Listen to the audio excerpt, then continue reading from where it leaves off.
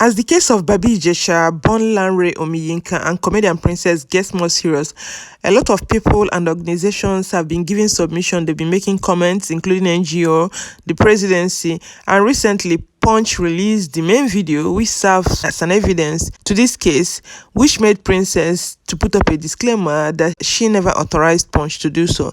Hi guys, you're watching Chiki series. If you're a returning subscriber, thank you for your support. I quite appreciate that. It's good to have you around again, and if you're new to this channel, thank you for clicking on this video. Make yourself comfortable as we get right into the gist. Also hit that red subscribe button, that way you get our latest updates. So recently, Punch released the video that serves as an evidence to this case. According to Princess, she said that she never asked Punch to release it, that they submitted that video to the police, but I don't really know how Punch managed to get the wink of it, so she put up this disclaimer. Ibilola Sube Law Firm. The letter dated on 2nd May 2021 disclaimer. We are solicitors to Princess Damilola Adekoya, comedian, herein referred to as our clients, and on whose behalf we issue this notice to the general public. Our client disclaims any liability or responsibility whatsoever that arises from the publication of the video on the internet or any other social media platform showing Olariwaju James Omiyinka aka Babi Ijesha molesting our client's foster daughter. Our client did not authorize the release of CCTV footage by Punch Media or any other person whatsoever. Our client expressly disclaimed any liability whatsoever for any loss, however, arising from the content of the footage released to the general public through Punch Media, signed Ibilola K. Sube, Esquire, with the stamp of Nigerian Bar Association. This is really ridiculous. I don't know how Punch manages to lay their hands on the video. According to them, they said they released to the police. Is it that police released to them? I don't know. But right now, Punch has pulled down the video off the internet, and some people that uploaded it removed the video. So what really surprised me is that some people, after seeing the footage, they're still supporting Babi Ijesha. Nigeria is a funny society. I can't believe what I'm seeing on social media. And people are saying that it was a setup for her to catch Babi Ijesha. Even if it's a setup, why did he fall for it? Because that's my question. It's a setup. Why did he fall for it? If he's not a pedophile, why should he fall for it? So this guy that's always on Babi Ijesha supporting him, this real Yomi Fabi, said all the adults in that CCTV footage will most definitely spend far more time in prison than Babi Ijesha. This is clearly a setup, and it is criminal to set anybody up, let alone use a minor second-time trauma. Damn. However, no excuse for Babi Ijesha to fall. He would have escaped prison if the victim was an adult. The minor made him a liable. The police CP must balance, and no embassies and organizations are watching. Yomi Fabi. And he went on to write this long episode, which I'm not ready to read. So if you care for that, as I go on, you might be reading it so that you will see what is happening. So a lot of organizations are reacting to this.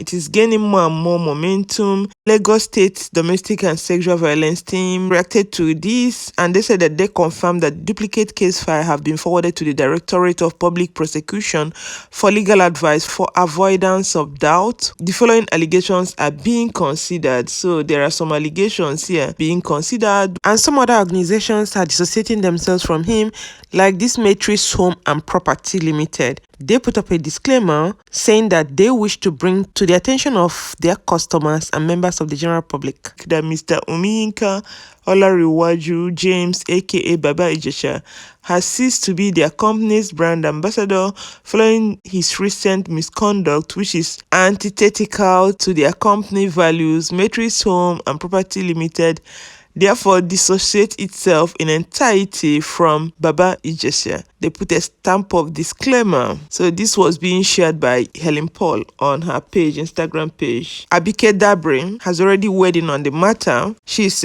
part of the presidency, and she wrote, "So despicable, the act by Yoruba actor Babi Ijesha, who defiled a girl at 7 years and later at 14 years. Who knows how many people pedophile could have damaged if he wasn't caught. I sponsored the Violence Against Persons law. The penalty is nothing less than 14 years in prison. She went further to write, his plea begging on some video I watched should not be acceptable. We should all do all we can to support the girl's foster mother, Princess, to ensure this case goes to court and fully tried and maximum sentence passed on him. Actually, in that video, he was begging, so I was a bit confused. Is that when somebody begs, that means the consequences are cancelled? Because that's what I don't understand. He was begging, but that doesn't mean that the law will not take its course, except they want to sweep it under the carpet, because the way they're going now, it's like they want to sweep it under the carpet. But a lot of people are watching, a lot of people are beginning to comment, a lot of organizations, corporate bodies, so maybe that will make them not to go on to scuttle the case. But comments some people are making is making me to understand that Nigeria, where they are, is still far. Some people are supporting this. I can't believe it. And what full-grown woman known as Bukky Black, who claims to be a mother, came out to blast Iyabojo for carrying the matter on her head? Really? I don't get these people. I don't understand it. This lady, I'm sure if it had been her own daughter, she wouldn't take it lying low. And from the look of things, like the lady is even living in Western world and she's saying vomiting this trash. And some people are saying that Princess is not free. She's also in trouble because she used a minor as a bait. But the truth is that if she doesn't do this, there's no way she can get evidence. Some people are against it, saying that she would have found a way to interview the girl before her parents, that since they're very close to the man, Babi Ijesha, that he will be asking for forgiveness, and that is okay as a proof. Before they released the video, according to the interview they had with Princess on TVC News that I watched, Babi Ijesha was even trying to accuse her of assault. Before she eventually released that video, the shirt was rumpled, was sitting on the floor, making it look they were the one that pushed him to the floor, they were the one that rough-handled him. But at the end of the day, when the video evidence came out, they talked about it, they realized that it wasn't really the case. So that will show you that if there's no evidence, this case wouldn't have gone this far. In short, they would have struck out this case at that police station. The one of Ebusola Dakolo and the Fato Imbo, we saw it, where the judge threw out the case, saying that there's supposed to be time limits to stuff like that. So at the end of the day, Nigerian judiciary system, it is what it is. There are some laws. That's the way they interpret it. That's the way it is. And there's nothing you can do about it. So if there's no evidence, there's no way this case would have even gone this far. And even with this evidence, this concrete evidence, you see what people are saying on social media, that will tell you that at the end of the day, if they're not careful, the case might not go anywhere. They might sweep it under the carpet. But I'm happy that the news is gaining traction. A lot of people are interested in the case. So let's see how it plays out. The only thing I can say is that to parents, you try to watch over your children. Then if there's any case like that, you try to report early. But when it has to do with children, I don't know. It's just to teach children to speak up, because people think that it cannot happen to them because they feel that they have best family friends or family relation. But no, people that do all this, they live in your homes. They are very close friends. They're even your family, they're your relations. All these girls that are being molested, defiled, it is not an outsider that does it. It's somebody that is part and parcel of the family. Look at this man now. He's well known in the family. They see him as a friend, and he's the one that did it. Sometimes in some families it's the uncle, sometimes it's the cousin, sometimes it's even the stepfather, and in some cases it's even their father. So you can imagine how difficult and how traumatic it will be for that child. And sometimes somebody who knows the in and out of the family is the person that will do it. It's not an outsider that comes to it, because that's what parents don't understand. They tend to trust everybody with their children. They can't even take care of their children. Some people, some of the children, even when they complain about the adults that they're being left with, the parents will shut them up. They won't even listen to their children. And sometimes they believe so much in pastor that even when the children complain about the pastor, they will also shut them up. That's even the most annoying one. Parents listen to their children. They don't even bother to listen to know what they're talking about, what the complaint is all about. Their own is that,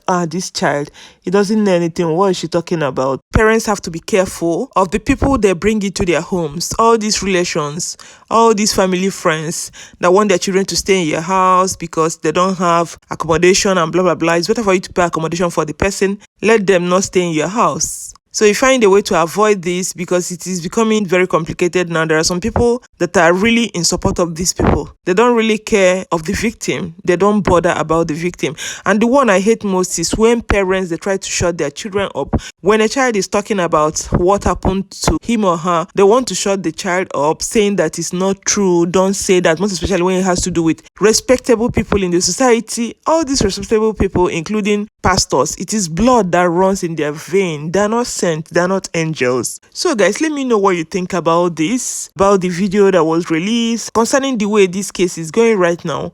I'm gonna sign off here. Stay healthy and safe. Remember to share this video with family and friends if you love it, and subscribe to this channel if you've not done already. I'm gonna catch you guys in my next video. Bye and remain blessed.